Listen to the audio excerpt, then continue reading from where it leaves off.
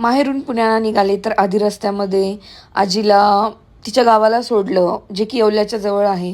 तिथनं मग 3-3:30ला आम्ही मध्ये एक ब्रेक घेतला कारण भूक लागली होती. युगला तिथेच आम्ही मखाना भरवला. तर गरम पाणी आणि केळी असं मिक्स करून ते त्याच्यासाठी बनवलं. आम्ही पण जेवणं केली आणि पुढच्या प्रवासाला निघालो. खूप ट्रॅफिक होतं. आणि युग अशी आमची एंटरटेनमेंट करत होता.